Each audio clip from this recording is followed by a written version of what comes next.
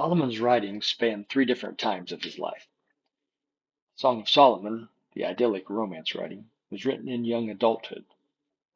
The book of Proverbs, Solomon's practical and insightful writings, were written during his middle age. And Ecclesiastes, the distillation of what he had learned, was written in his later years.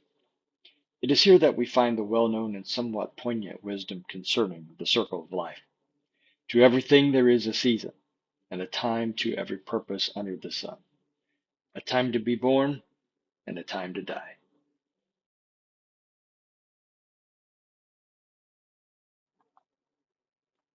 Every year we are reminded in the natural world of this circle of life, of this birth and death. In fact, we were told from the beginning that it would be this way. While the earth remaineth, seedtime and harvest, cold and heat, and summer and winter, and day and night shall not cease. The growth that takes place from the seedling to the harvest is an apt metaphor for our own lives. Our lives, too, progress through phases of consciousness, imperial consciousness, interpersonal consciousness, and institutional consciousness. These mental maturations align with our physical development. As toddlers, we have an imperial consciousness. I am king. The world revolves around me. As adolescents, we have an interpersonal consciousness, comparing ourselves to others, trying to fit in. Peer pressure. We all remember middle school and high school. As adults, our consciousness shifts to institutional considerations, political, marital, religious. We are concerned with the direction of the world. How will this decision impact the next generation? When we don't progress through these phases as expected, it causes problems. We all know the adult who never got past interpersonal consciousness, or worse, past imperial consciousness. It is important that we help our children progress appropriately and have enough self-awareness to realize when we have not progressed ourselves.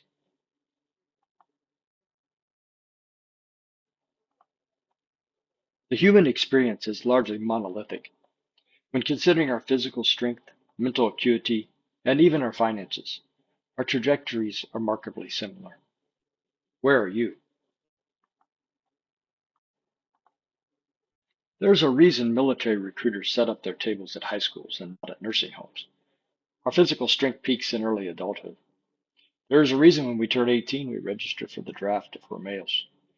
We can readily see the state of a war by viewing the advancing age of draftees of each side of a conflict. If a country is drafting 45-year-olds, they have a real problem. Our cognitive capacity follows a similar trajectory, albeit with some important nuances.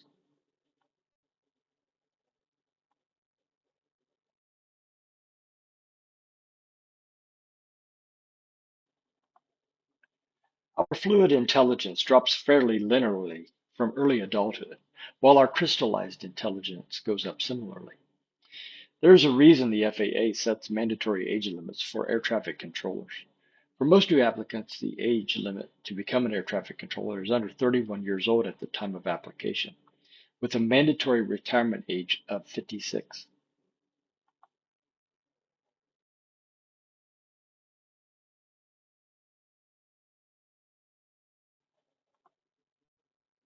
Our finances, too, follow a similar trajectory no matter where we start in life, whether with the silver spoon in our mouth or on the other side of the tracks. Largely, we can see that our finances, our wealth, peaks about the time or shortly after of retirement, and then thereafter it begins to go down. This is true even of wealthy people. You could look at the Warren Buffetts and Bill Gates of the world, and even though their wealth would not have to go down because of uh, mandatory distributions and the sort of considerations that affect most of us, still we'll find that their wealth does go down, uh, largely due to philanthropy and giving away their wealth. But still, even for the ultra wealthy of the world, the one percenters and above, their the trajectories of their wealth and finances is very similar to our own, just on a different scale. Just as our lives go through a cycle, so also does the economy. In an average human lifetime, the economy will go through 10 to 15 business cycles.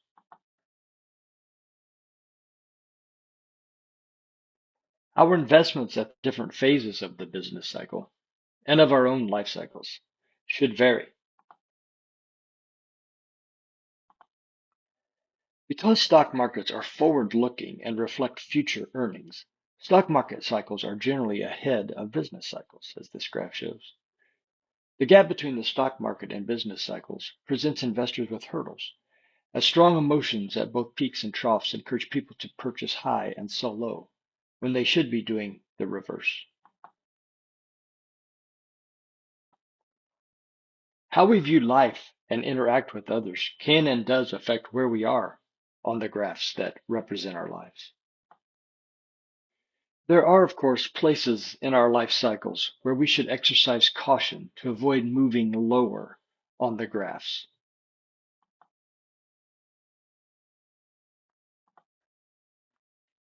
Andrew G. Marshall, a marriage counselor with 30 years of counseling experience, details some of these dangerous traps in a podcast with the Art of Manliness.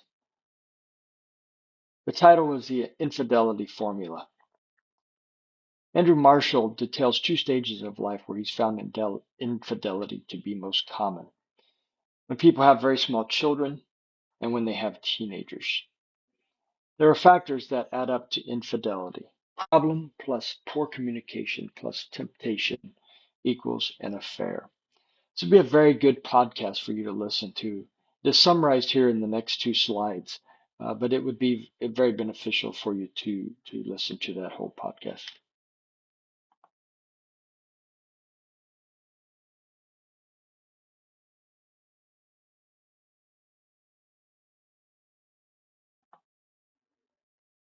It's important periodically during our life cycle that we stop for a reality check.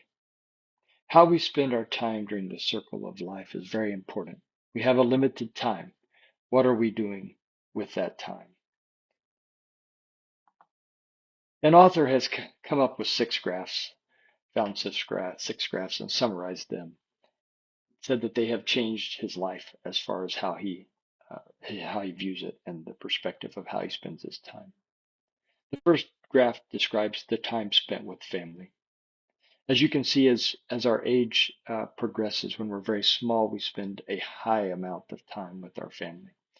But as we get older, as we approach adulthood and begin going out into the workplace, we find that we spend less and less time with our families.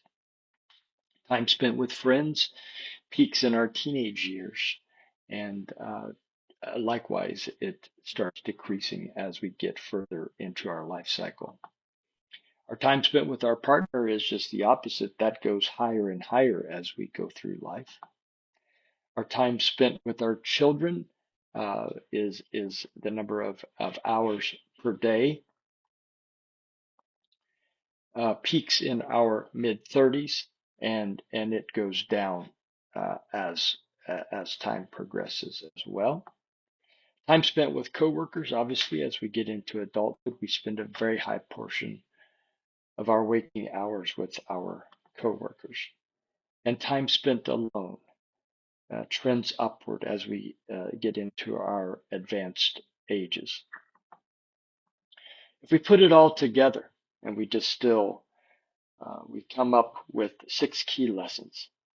Number one, family time is limited, so we should cherish it.